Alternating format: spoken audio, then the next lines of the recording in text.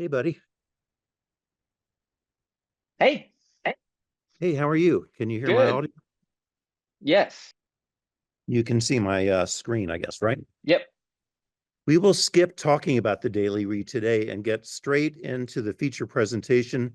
That would be Mr. Mike Hixenbaugh, investigative reporter at NBC News. Mike, with indulgence and apologies, I did raid your, Oh no. I Well, raided your back when Mike was the military reporter at the Virginian, where both he and I worked. Uh, after that, he worked in a couple of different places that he'll tell you about when we start our conversation.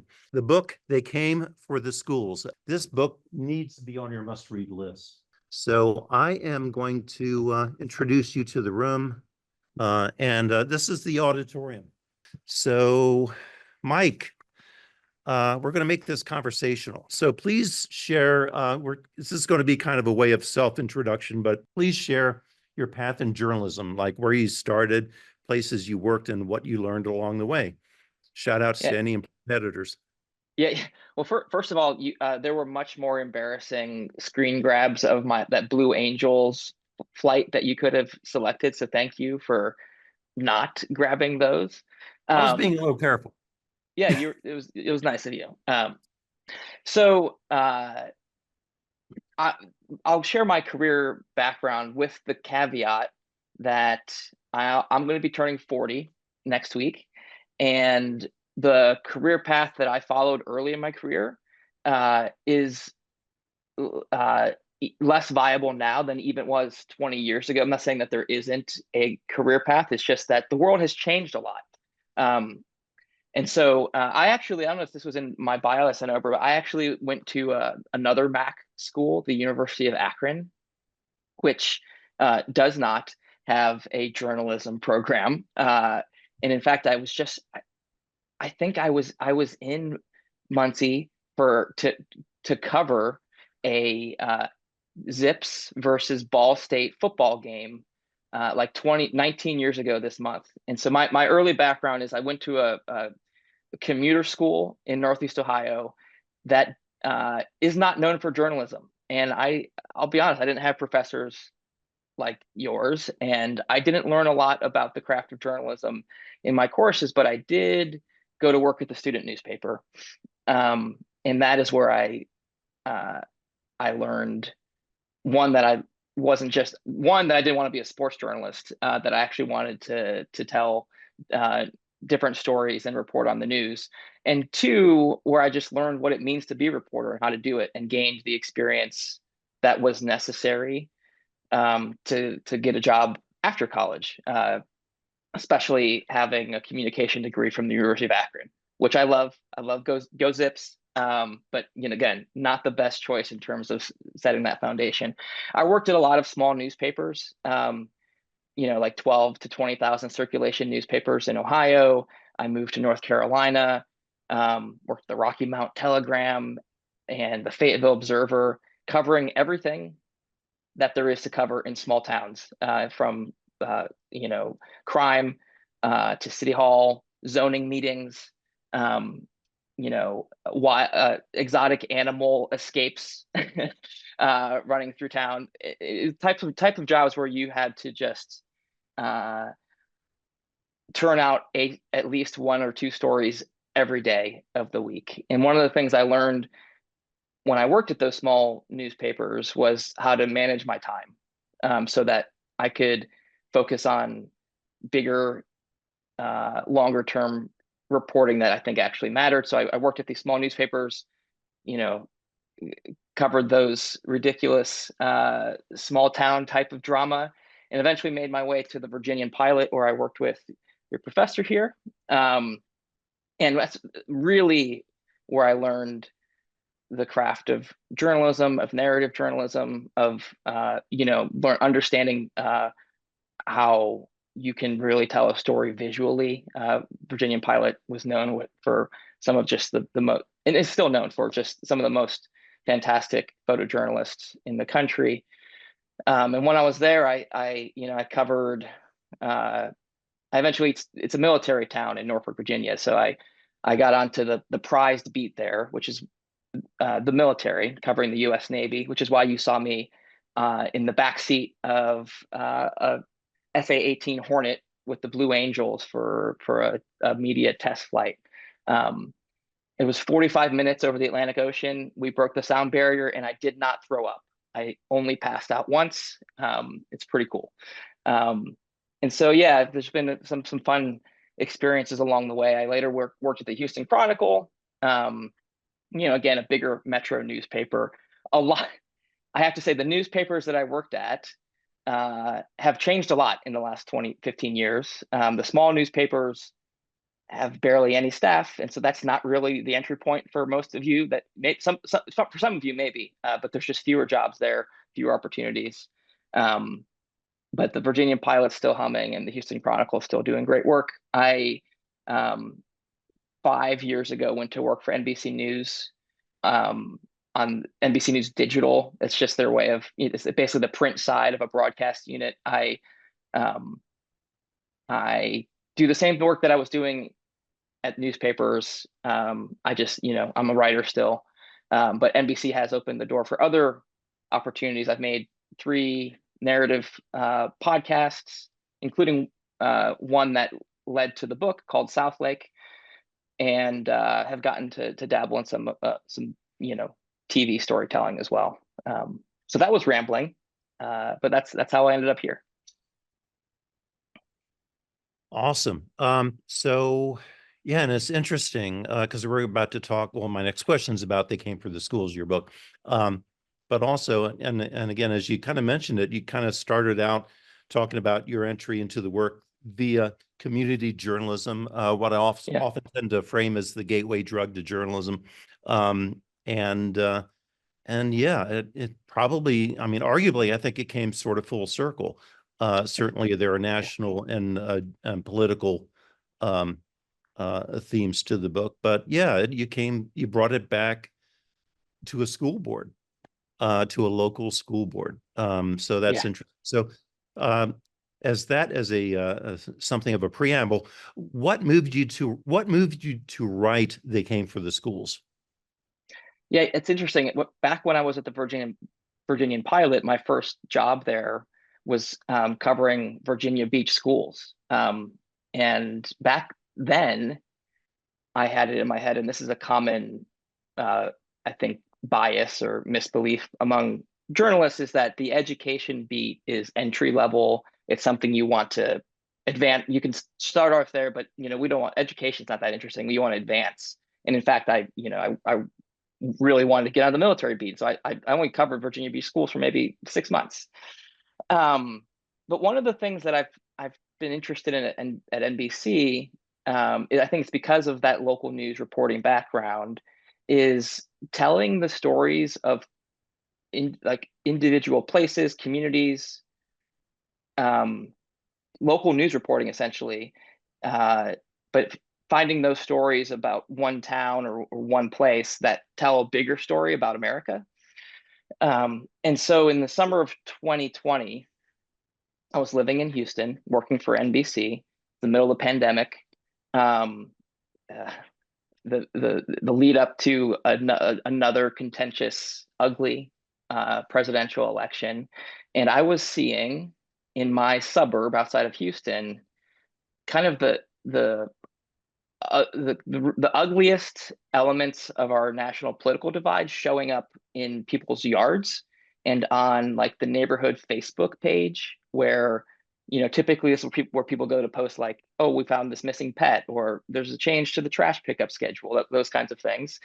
And in the summer of 2020, in the midst of the pandemic and the aftermath of the protest for racial justice after George Floyd's murder, my neighbors were posting crazy stuff. Like, in fact, the guy who lived behind me was in there posting about, in July of 2020, how he had just seen someone dressed in black, all black, and wearing a mask during the pandemic, at the sporting goods store. They were buying ammo, and this guy was convinced it's Antifa.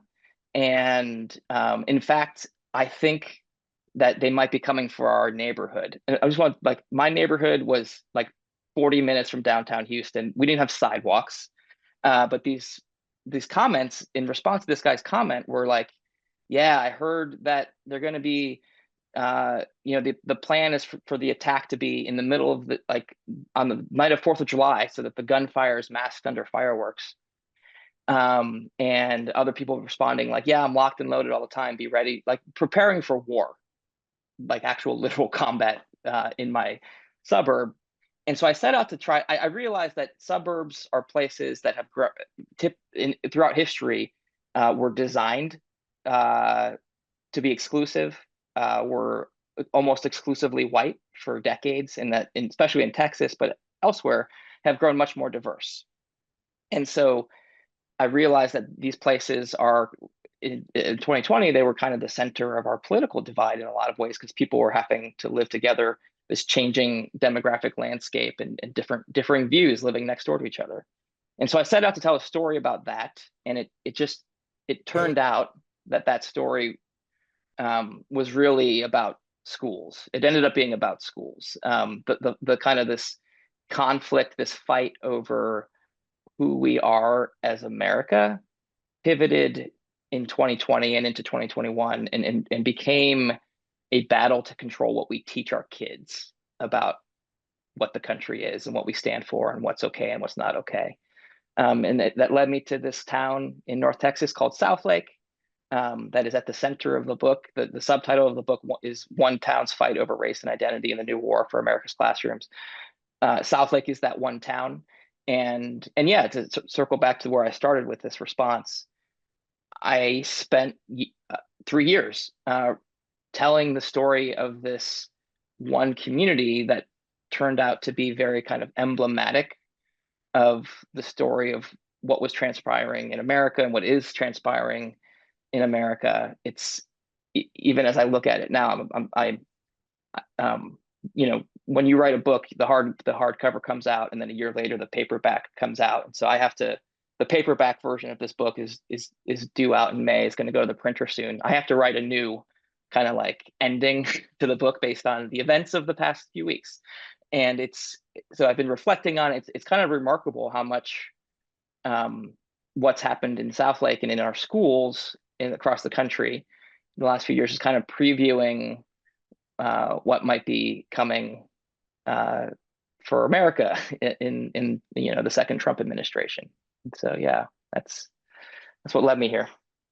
You literally are writing the second edition within a year. There are a lot of textbook writers I know that would love to do that. Yes, I would love more time. Actually, I have the opposite. I would love to. It's a little bit hard to know. There's so much change. It's hard to write an ending for something when it's just like, it feels like everything's just now beginning again. So. Tell me about it. Yeah. So what are the biggest challenges of doing this kind of work and covering such a sensitive topic? And were there any surprises?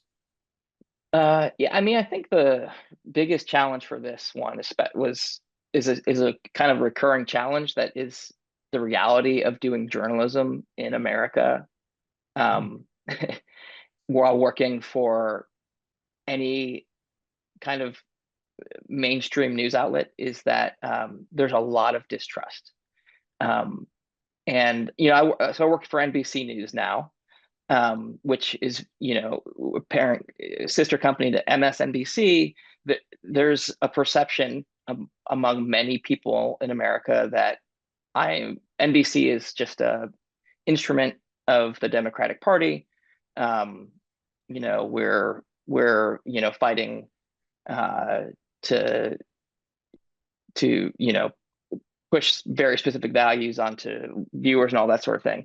But even when I was working at the Rocky Mount Telegram or the Virginian Pilot, anytime I published an article that had anything to do remotely with politics, I would get emails the next day or phone calls from angry readers that we were biased, that we were that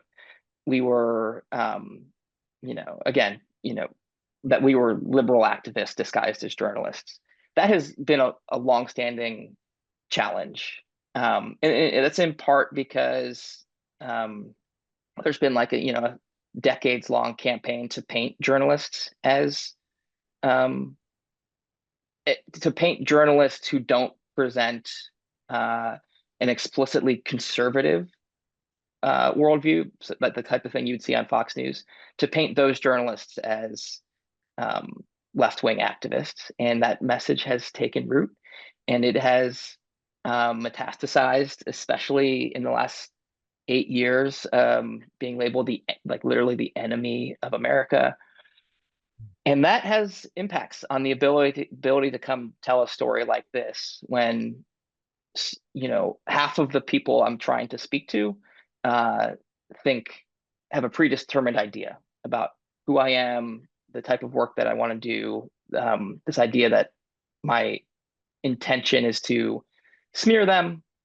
And so for the book and the story in Southlake, God, it was hard. I mean, I worked with a colleague. The initial reporting before we got to writing a book was a series of written stories and then a six-part narrative podcast called Southlake. Which, if you don't want to buy the book, just listen to Southlake. You'll get what you need out of it. And I worked with a colleague named Antonia Hilton. I'm a white guy from the Midwest. She's a Black woman, and we got a lot of nasty responses from just attempting to talk to people. There were campaigns launched in the community by conservatives telling people, don't talk to us, that they're trying to hurt our town. A school board member went on Fox News to say that I was trying to destroy Southlake. And I mean, this local guy made a podcast that was like a 45-minute podcast, kind of doing a background, like doxing me and my colleague, including like aerial maps of where our families live, like commenting on the company where my brother went to work, or saying, oh, look, his parents retired to this address in Florida. It's cartoonish because nobody's actually watching this guy, but it's also like scary. At one point I interviewed a queer teenager at a high school about book bans and the way that anti-LGBTQ book bans were affecting her education, and how she, her ability to read stuff where she's reflected in school was really important to her, because she wasn't out to her parents and they weren't accepting of her. And as a result of me having that conversation and publishing an article about it, I had these suburban moms, calling me and threatening to report me to the police as a child sexual predator, because we had discussed the child sexual the 17-year-old's sexual orientation on a phone call. And just to circle back, like, as I said, like throughout my career, I've gotten mean emails.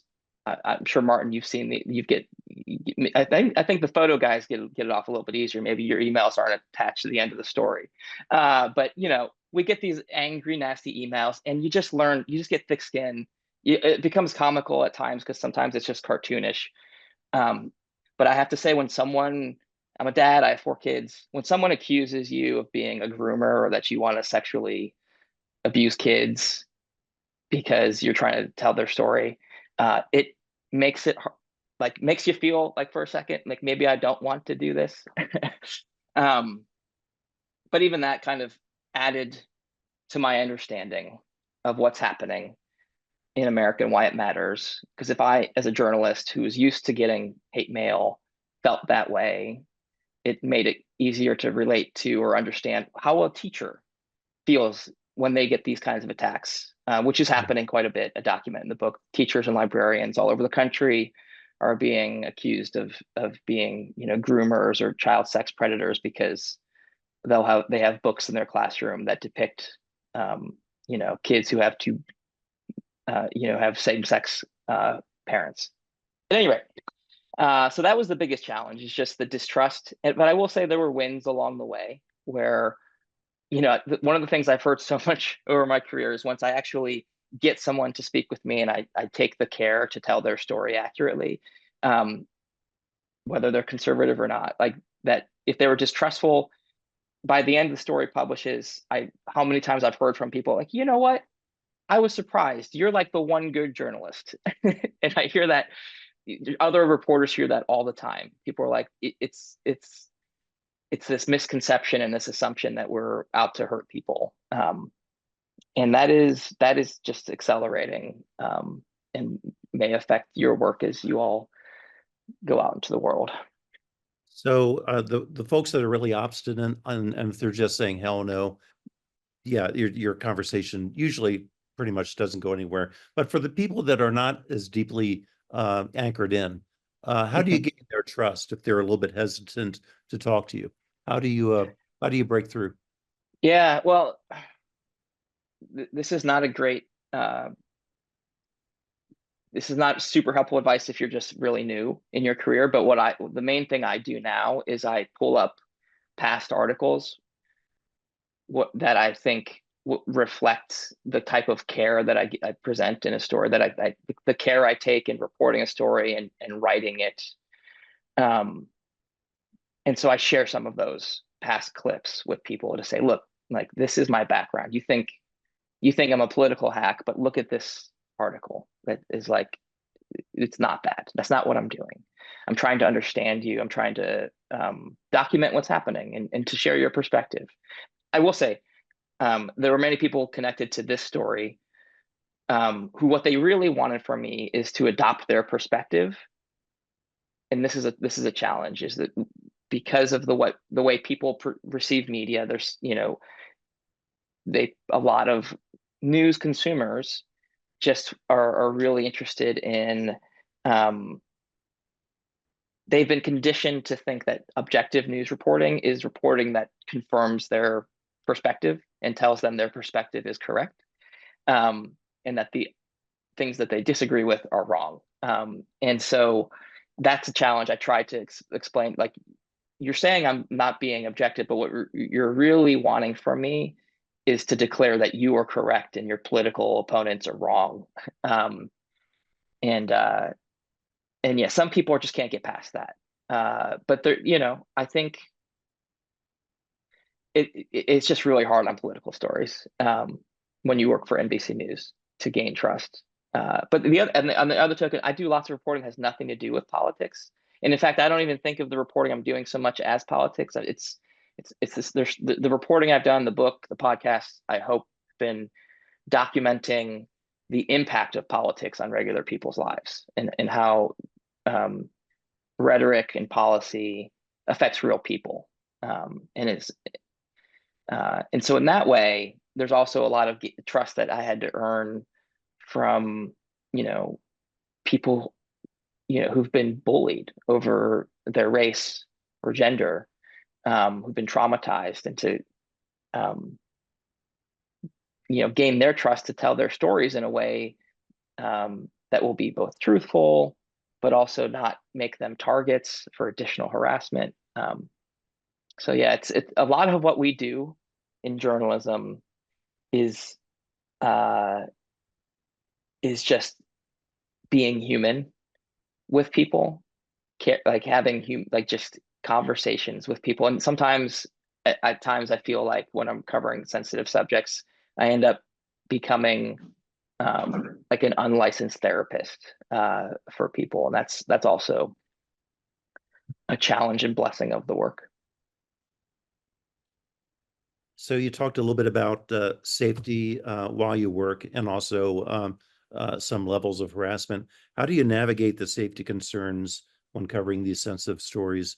And I know especially online security and safety is important. I don't know if you have any things that you can share with our students, but how do you manage that? Yeah, I mean, look, I lock down your social media, your personal social media profiles. You guys probably know more about this than I do, but uh, the main thing that I've done, um, is I pay for a service called Delete Me, and it's, there's all of these data scraper, people finder websites that exist out in the world. In fact, I subscribe to some of them so that I can find people who I'm trying to locate to interview. They have scraped information about your address, about your old phone numbers, about your email addresses. And so I subscribe to that, and it basically goes through and deletes that. They go to each site and get them to delete that information. And that's just like, like as I mentioned, I've got little kids. and writing about stuff that draws the attention of some really radical people. And so that's the main thing. And yeah, just being smart. NBC and other outlets do if that's for that type of that safety measure is to protect us from being targeted after a story comes out. But there's also situations where we're out covering protests or covering some of these school board meetings were like pretty volatile. And people know who I was because we go through this thing called heat training, and it's literally just training you how to have situational awareness during mass protests, or if you're doing foreign reporting. It turns out that was helpful for covering suburban school board meetings as well. And so those things are just being smart about what you're doing. Great. So what role did fact checking play in your writing process? How did you manage that for a book like this? Yes, I mean, fact checking here's something amazing that I learned in the book publishing world. Publishers don't fact check books, and it's very possible, in fact, likely that a lot of the books that are out there are full of factual errors, because if the author doesn't hire a fact checker themselves, that just doesn't get done. I did hire a fact checker, and I'm so grateful because no matter when you're working on a big, long project, the book is like 90,000 words. The podcasts, the podcast series that was the basis for it, the script was like 60,000 words. And no matter how buttoned up you think your reporting is, or how thorough you've been, or how much you've personally checked it, when you're working with stories of that length, or even magazine length stories of 5 or 10,000 words, you are going to miss things. And having a second set of eyes come in, and it's incredible what somewhat like the level of thoroughness that you can get from some people whose job is fact checking. The opening passage of the introduction to the book depicts this family who was living in Los Angeles, and they're beginning a cross-country road trip to Texas, to this town, Southlake, in pursuit of a better school system. And I have in this scene, I'm describing this little 4-year-old kid, Raven Roll, who would later become a main character in the book. At the time, she had her headphones on, and according to them, the whole road trip, she was watching High School Musical on a portable DVD player. That was her memory from that road trip. And so I had a little detail about that, setting a scene in the story. And the fact checker was so meticulous. This is like the first paragraph of the book, and she sends back her notes, and it's like, well, High School Musical came out 2 months after the date of this road trip on DVD, and therefore it's not plausible that she was watching High School Musical. Once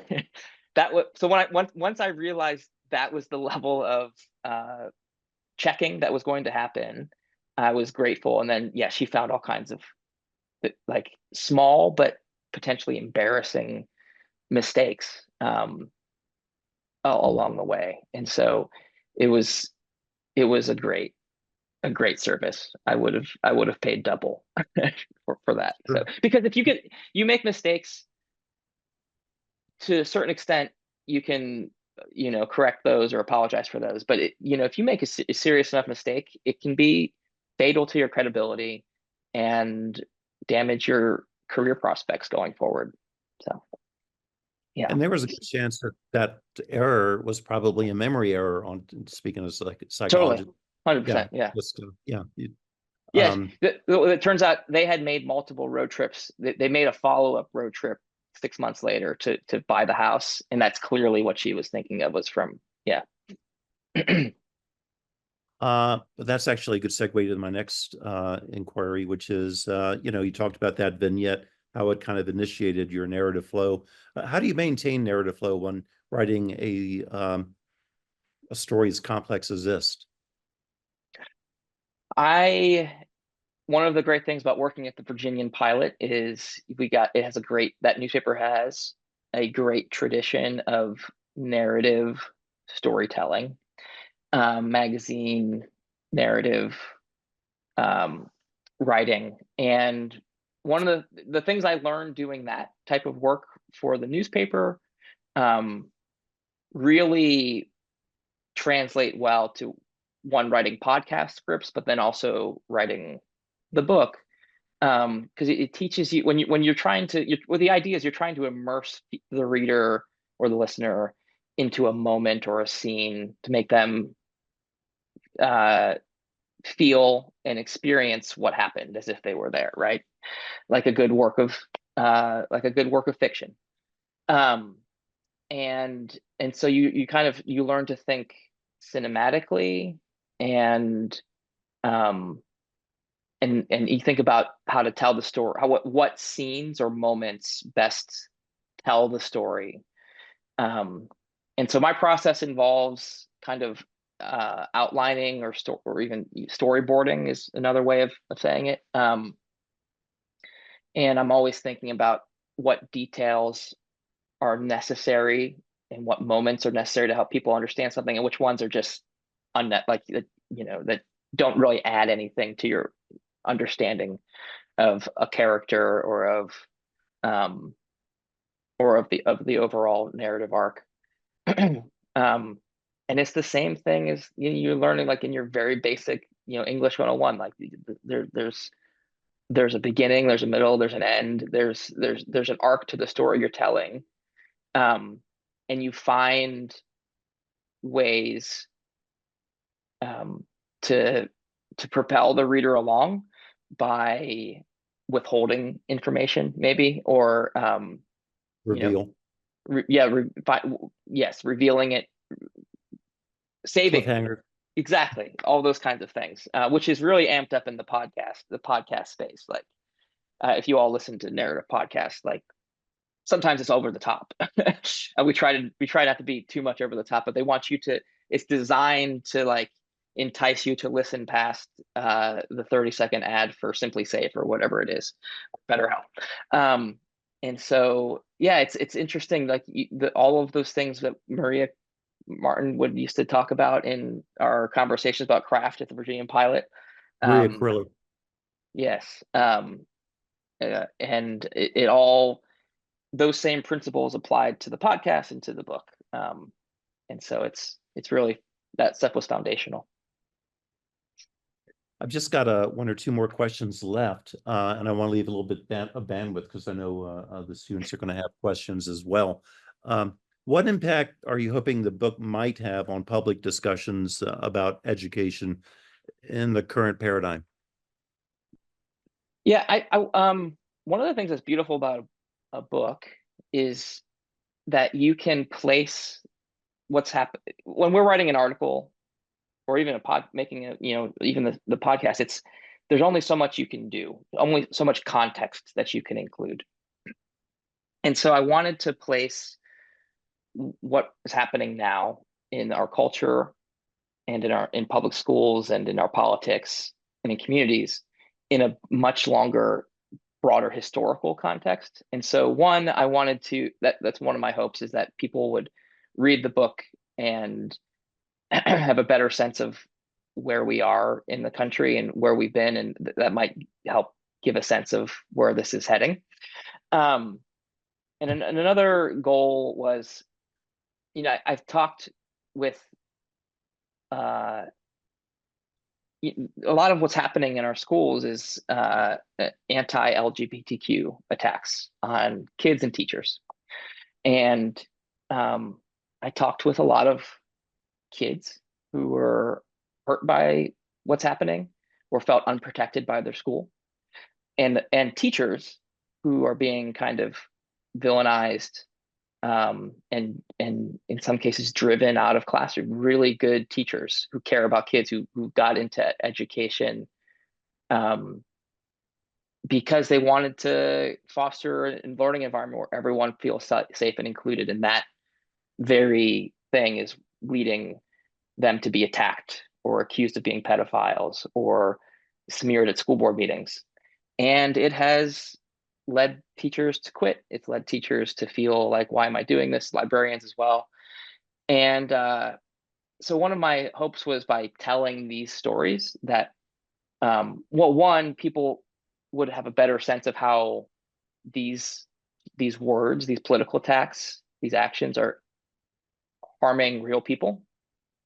And two, for, if, you're a teacher feeling like the whole world's out to get you and your community hates you, that you would understand better that this is not just happening to you. And there's some strength in knowing, and some value in knowing that this is a shared, what you're going through, other people are going through, and that you can see yourself in that story. And so, and yet, my one kind of overly optimistic, idealistic idea was that people who are launching some of these attacks and kind of casting this false depiction that like public schools are systematically working to turn your kid gay or to teach your kids to hate America or teach white kids to hate themselves, which is literally the message that's gone out, that they might read this and understand the more complete, full picture of what's actually happening, to have a more constructive conversation. I don't know if that part's happened or not, because I don't know if the people who are engaging in that political rhetoric would have picked up the book, but maybe. Indeed. I want to bring up the podium, and I'm going to bring up students. If they have any questions, they're welcome to come up and ask. But is there any advice you'd give to emerging journalists, maybe in the room or beyond, who might want to tackle issues in education or politics or investigative journalism or community journalism? Yeah, I mean, I think the one thing that served me throughout my career is I've always leaned into reporting on the things that stand out to me as like that are interesting to me, or that noticing trends in my own life or my own community, and then looking for ways to explain those things. And so I don't know if it's like this is not very practical or helpful, I guess, but like just trust your gut in terms of what is a story, because so much of what it takes to be successful in this business is that judgment, that kind of instinct to know this is a story that is urgent, that needs to be told, that people want to read. And so it's, in a sense, trusting, figuring out how to identify those things in the world around you, and pursuing stories that matter to you. Because if you don't care, it's a good chance that the people reading or consuming your work aren't going to care either. Beautifully said. I want to invite students to come up. But I know it seems performative, but yeah, just a place where you can kind of talk to Mike. So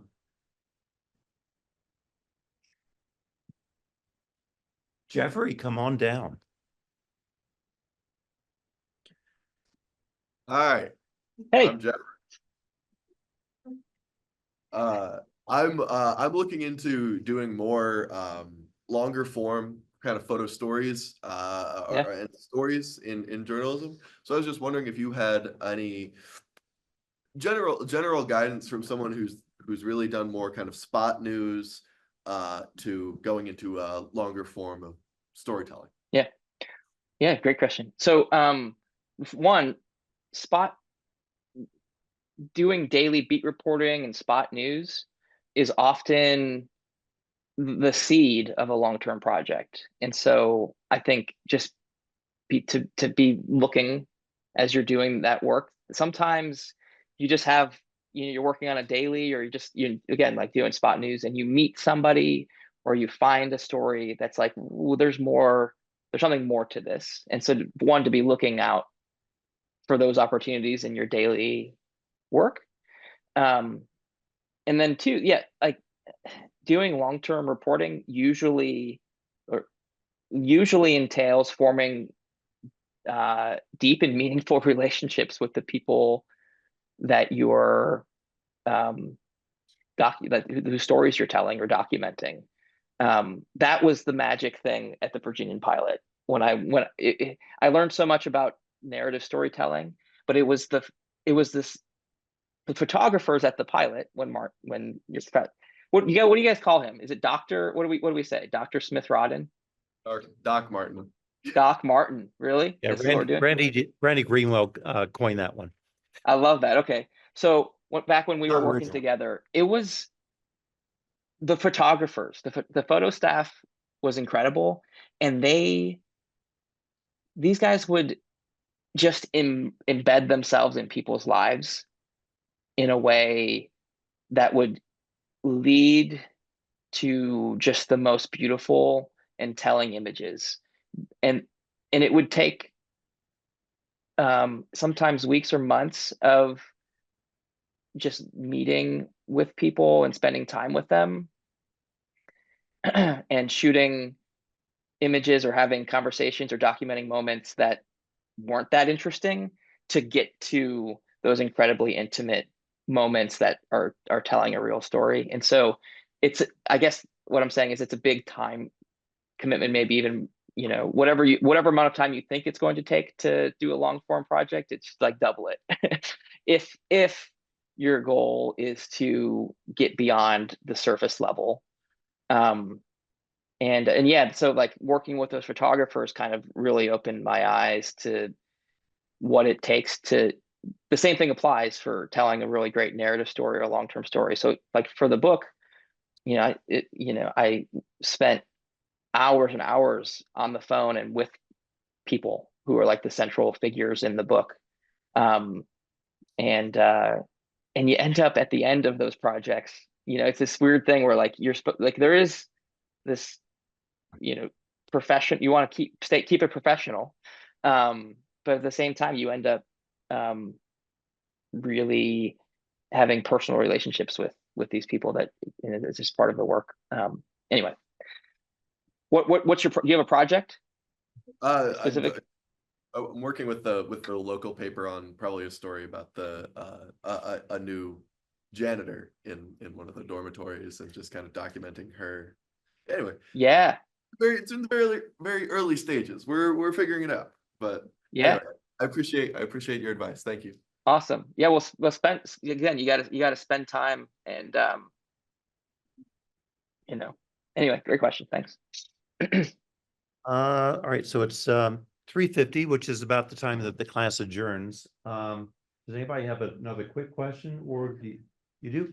Okay, one more very quick question, and I don't know if there's a class that comes in after this, but yeah, we can stay on as long as you have time. So sure. Okay. Hi, my name's Peyton Hammett, and I was just wondering with like the not just like the emotional toll of stories like these, but like stories that are very deep and almost kind of long form. Isn't it hard to remain like unbiased and objective when you like stories when you become so passionate about them? Because I know when I'm really passionate about something, my feelings seep into it. So I was wondering if you have like a separation that you use or how you just remaining. Well, that's a fantastic question. And I think it is not possible to not have personal views. And so this idea that objective journalism means not feeling is bullshit. You should feel something, or you're not doing a story that matters. And for me, my viewpoint on what it means to be an objective, fair journalist is my commitment is to the truth, and to accurately portraying the facts. And if the story in this case is about the relentless bullying of a trans kid, and the other side's saying we don't need to change our student code of conduct, or we don't need to address this. Those aren't equal perspectives. Bullying kids is wrong. And so I tried to be very blunt in the book. I had more freedom than I would publishing a story for NBC News. And so, yeah, it's not possible to not have those feelings. I think you do want to be careful that it does not lead to you distorting reality. As long as your commitment is, and you test yourself and you test your biases. In the book and in the podcast, I tried to actually be upfront about some of those types of things. Like the conversation was about race and racism. Well, my wife is a Black biracial woman, and we have these types of conversations at home, and she has a perspective, and I tried in the book. I got to like tell that perspective, which you don't get to do in a news article, but yeah, I think, yeah. Anyway, sorry. I could probably take a whole nother block of time talking about the debate over objectivity and bias in journalism.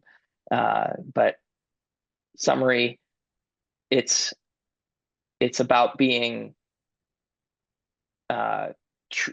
committed to telling the truth, to reporting the truth, and not just telling both sides for the sake of objectivity.